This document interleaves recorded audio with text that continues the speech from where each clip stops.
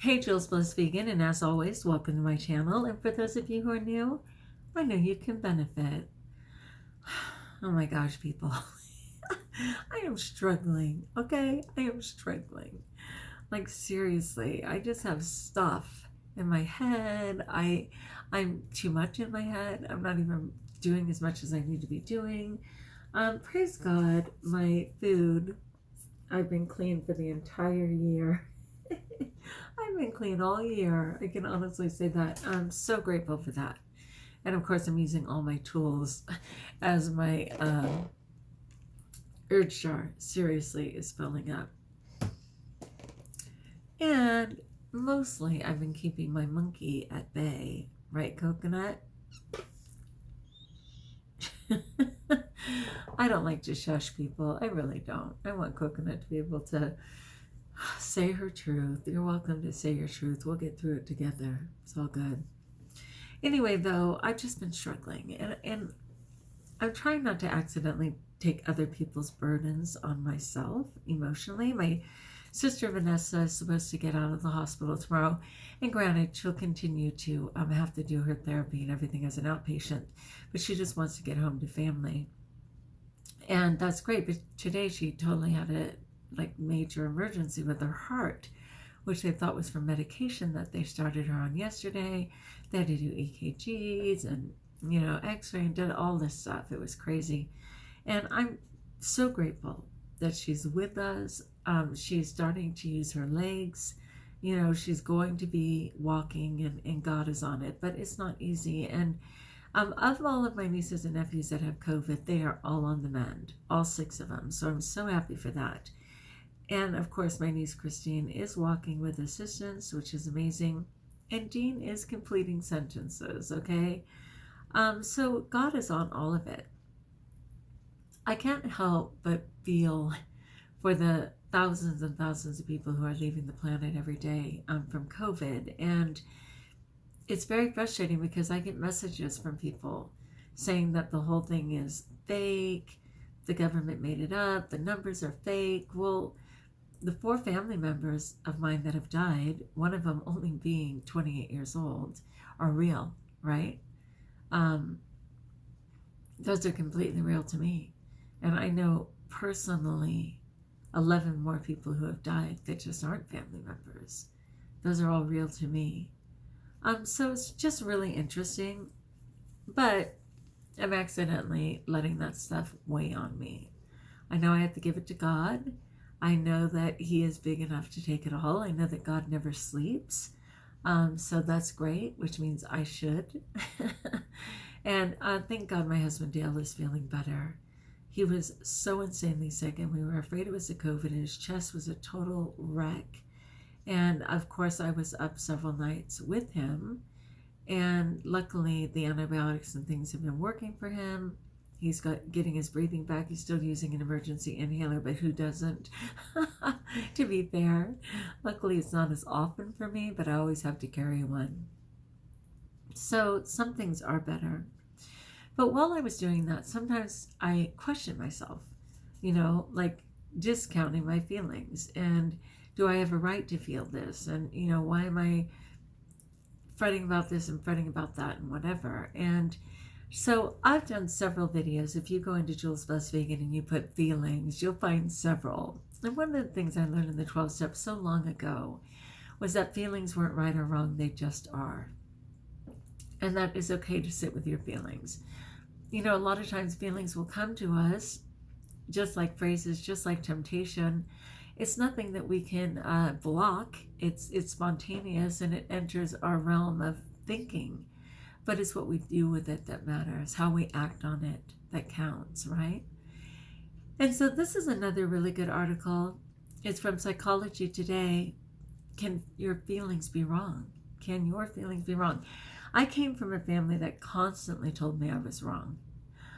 For years and years, I knew my truth, but no matter what I said, they assured me, and I'm generalizing, wasn't certainly my whole family, but in my father's desire to have us be obedient and stuff, we were just literally shut down. And I started to mistrust any feeling I had. I see that in my students now. But for them, it's because of the social media, and now certainly for COVID, they just don't know what a feeling is. They just say, I'm tired, or I have a headache. They don't realize that they're actually scared or genuinely upset or feeling offended or feeling confused. Like, they can't pinpoint the feeling, which I so understand. I had to spend years to even allow myself to admit to having feelings, especially forbidden feelings like fear and pain, which just weren't allowed. And I was really good at it. I only cried twice in kindergarten through 12th grade at school, and very few times at home. It just wasn't safe because they give you something to cry about, if you're familiar. But anyway, so it says, can you feelings be wrong? Our feelings are generally informed by our thoughts. So thoughts lead to feelings if you have the right to feel. All right, let's get into this article. It's a short one, but a good one. And of course, I'll include it in the description of the video. It says, this question comes up so often in my therapy sessions. The greatest source of invalidation comes from denying our feelings, whether we do it ourselves or others do it to us. Amen. People really struggle with the question of whether their feelings are right or wrong. Wrong question. Feelings are neither, they just are. Which, of course, for me is right out of the 12-step program. They're not right or wrong, they just are. Imagine saying that you feel hot. Can someone tell you that you're wrong? That you're not feeling hot? Of course not. They might argue that it isn't hot, particularly if you're sharing a bed together. But indeed, if you feel hot, you feel hot. And of course, I feel hot. Oh, sorry, it set me up. The responsibility of being this hot. Okay. Now, if you're overdressed or the thermostat is set too high, you might make an adjustment and no longer feel hot.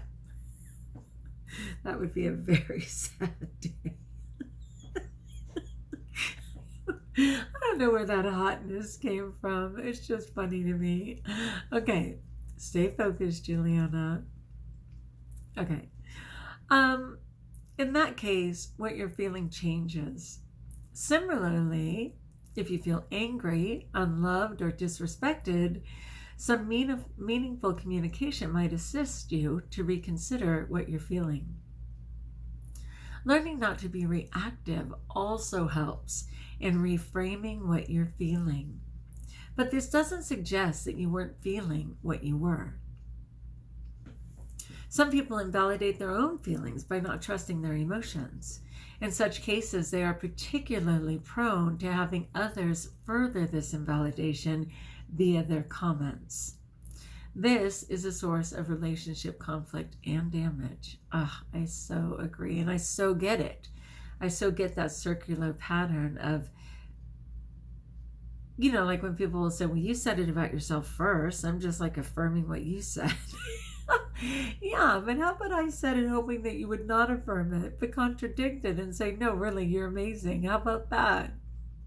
Anyway, the goal is to affirm and acknowledge what the other is feeling and to better appreciate their experience. Once you join with them, they are then affirmed and, not coincidentally, better prepared to reflect on what they're feeling. Oh my gosh, I can relate to this so much. People do just want to be affirmed. And when people finally do say, oh my gosh, that's okay, you can feel that way, I'm so sorry that happened, the person is so much more inclined to let it go way sooner. So often the reason people hold on to resentment, hold on to bitterness, hold on to shame is because nobody affirmed it. And until they're validated, they're afraid to let it go. Our feelings are generally informed by our thoughts, and it is helpful to explore what thinking may have triggered what we are feeling.